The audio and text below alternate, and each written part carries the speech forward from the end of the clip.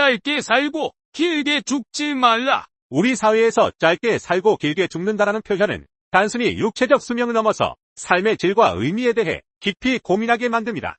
특히 유명인들 중 많은 사람들이 일찍 성공의 정상에 올랐다가 노년기에는 그 명성을 유지하지 못하거나 오히려 오랜 세월 동안 길게 죽어가는 과정을 겪습니다. 이는 그들의 삶이 더 이상 활기차지 못하고 의미 없이 소모되는 것을 상징합니다. 그러나 반대로 마지막 순간까지도 의미 있고 치열하게 삶을 살아간 사람들도 있습니다.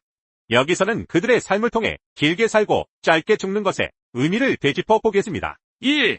짧게 살고 길게 죽는 삶의 덫. 성공은 종종 운때와 맞물려 찾아오기도 합니다. 일찍이 큰 성공을 거두었던 사람들은 이를 유지하기 위한 강박과 중압감에 시달리다 점차 그들의 삶이 활기를 잃고 수동적인 상태로 전락합니다. 한때 최고였던 사람들이 노년기에는 쓸쓸하게 잊히거나 그들의 전성기와 비교해 너무나 길고 고통스러운 시기를 보내는 경우를 우리는 흔히 목격합니다. 연예계, 스포츠, 정치계에서 은퇴 후 공허함과 무기력에 빠진 인물들이 그 좋은 예입니다. 이러한 사람들은 한순간에 성공에 취해 자신을 방치하거나 더 이상 발전하지 않고 정체된 상태로 남아있게 됩니다. 길게 죽는다는 것은 단순히 생존의 문제를 넘어서서 삶의 동력이 사라지고 죽음을 기다리는 소모적인 과정을 뜻합니다. 이런 삶을 피하려면 무엇보다도 지속적인 자기개발과 변화의 필요성을 인지해야 합니다. 2. 길게 살고 짧게 죽는 삶의 아름다움. 반면 많은 이들은 마지막 순간까지도 의미 있는 삶을 살다가 짧은 죽음을 맞이했습니다. 대표적으로 전 문화부 장관이었던 이어령 교수와 철학자 김동길 교수는 죽기 직전까지도 활발한 강연과 저술 활동을 통해 사회에 기여했습니다.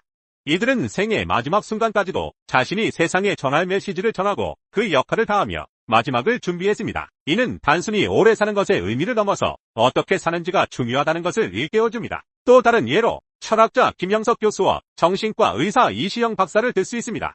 이 두 사람은 노년기에 이르러 전성기를 맞이하며 90세와 104세의 나이에 오히려 더 많은 활동을 통해 세상에 영향력을 미쳤습니다. 이들의 삶은 단순히 오래 사는 것이 아니라 어떻게 마지막 순간까지도 전성기를 맞이하며 살아갈 수 있는가에 대한 모범을 보여줍니다. 3.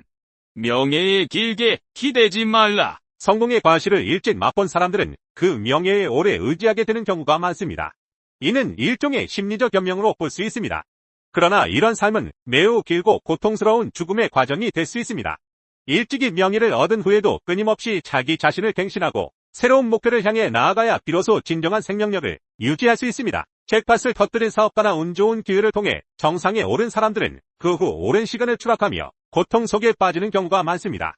특히 방송, 언론, 연예계에서의 성공은 일시적이고 불안정하기 때문에 이를 유지하려다 오히려 더 긴 죽음의 과정을 겪는 일이 많습니다.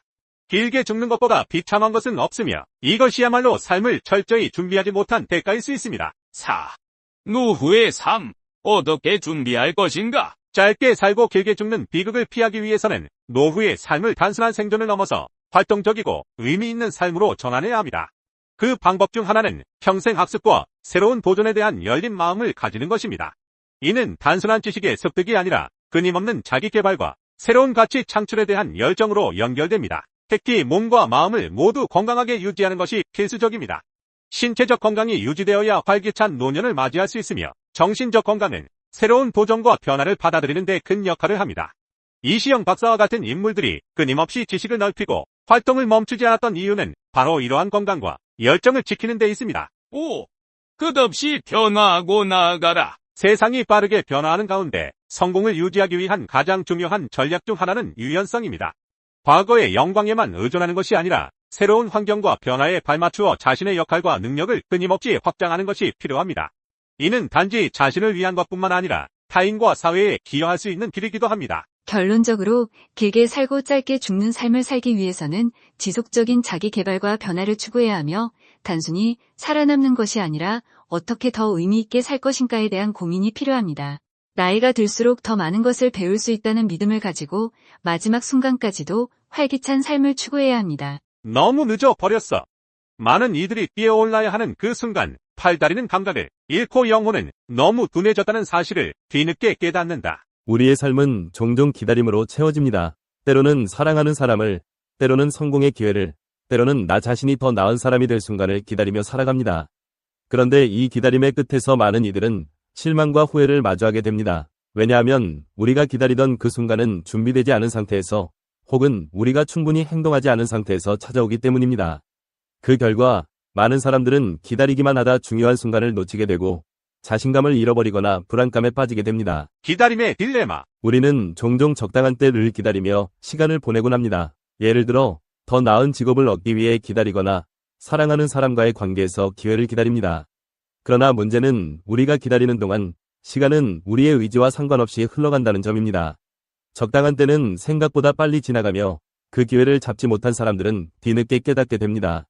지금 바로 행동하지 않으면 그 기회는 영원히 사라질 수도 있다는 사실을 말입니다. 기다림의 가장 큰 위험은 행동하지 않음에서 비롯됩니다. 우리는 성공적인 미래를 꿈꾸면서도 그 꿈을 실현하기 위한 첫걸음을 내딛지 못하는 경우가 많습니다. 이 과정에서 가장 흔한 착각 중 하나는 나중에 더 좋은 기회가 올 것이라는 막연한 기대입니다. 하지만 그 기대는 종종 현실에서 불가능한 허상에 불과합니다. 그 결과 많은 사람들이 지금 당장 시작해야 한다는 사실을 깨닫지 못한 채 기회를 놓치고 맙니다. 행동을 미루는 인간의 심리적 경향. 사람들이 기다리는 이유 중 하나는 확실성에 대한 욕구입니다. 우리는 불확실한 상황에서 결정을 내리는 것이 두렵습니다. 이 결정을 내리면 실패할까? 더 나은 선택이 있을까? 라는 의문들이 머릿속을 지배하며 행동을 미루게 합니다. 그러나 이와 같은 생각은 결국 기회를 놓치는 가장 큰 원인이 됩니다. 세계적으로 성공한 많은 사람들은 그들이 성공에 이르기까지 무수한 실패를 경험했다는 사실을 이야기합니다. 그들은 기다리지 않았습니다. 대신 실패를 두려워하지 않고 행동했으며 그 과정에서 얻은 배움이 그들을 성공으로 이끌었습니다. 또한 우리는 안락함에 대한 욕구 때문에 행동을 미루곤 합니다. 변화는 불편함을 동반하며 우리는 그 불편함을 피하고 싶어 합니다. 하지만 변화 없이는 성장이 없고 성장이 없이는 진정한 만족을 얻을 수 없습니다. 결국 우리는 미지의 영역에서 나를 시험하고 도전할 때만이 진정한 성취를 경험할 수 있습니다. 스스로를 믿는 것이 중요한 이유. 우리가 기다리는 이유 중 또 다른 중요한 요소는 자신에 대한 불신입니다. 많은 사람들은 자신이 원하는 결과를 얻을 자격이 없다고 생각하며 스스로를 과소평가합니다. 이로 인해 자신이 해야 할 일을 주저하거나 시도조차 하지 않고 포기하는 경우가 많습니다. 그러나 자신을 믿는 것이야말로 행동을 촉진하고 원하는 결과를 얻기 위한 첫걸음입니다. 우리가 우리 자신을 믿지 않으면 그 누구도 우리를 믿어주지 않습니다. 행동하지 않고 기다리기만 하는 것은 마치 어두운 방 안에서 기회를 기다리는 것과 같습니다. 당신이 빛을 찾기 위해 움직이지 않는다면 그 빛은 결코 당신을 찾아오지 않습니다.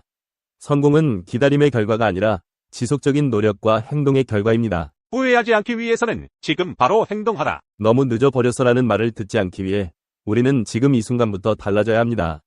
기회는 기다리는 자에게 주어지는 것이 아니라 준비된 자에게 주어집니다. 스스로에게 더 많은 신뢰를 부여하고 미래를 대비해 계획을 세우며 그 계획을 행동으로 옮기는 것이 중요합니다.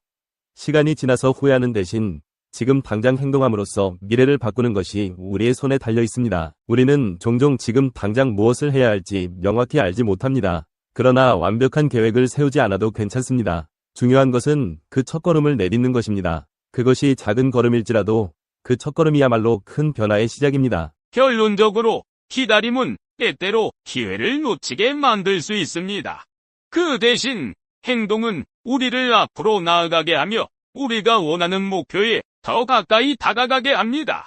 그러므로 지금 당장 움직이십시오. 당신이 원하는 미래는 기다림이 아니라 행동 속에 있습니다. 이 비디오가 유용했다면 좋아요와 구독 버튼을 눌러주세요. 건강한 삶을 위한 더 많은 팁을 공유할 테니 계속해서 성필원 채널을 지켜봐주세요. 감사합니다. 철학 증명 문제. 왜 성필원이 세상에 존재해야 하는가? 왜 무가 아니고 유여야 하는가? 세상에 성필원이라는 존재가 없다고 가정해보자. 그렇다면 아무런 법칙도 존재하지 않을 것이다. 결국 법칙도 어떤 것이기 때문이다. 아무 법칙도 존재하지 않는다면 모든 것이 허용될 것이다. 모든 것이 허용된다면 무는 용납되지 않을 것이다. 따라서 무는 그 자체를 용납할 수 없다. 그러므로 성필원은 이 세상에 존재해야 한다. 철학 문제 증명 끝.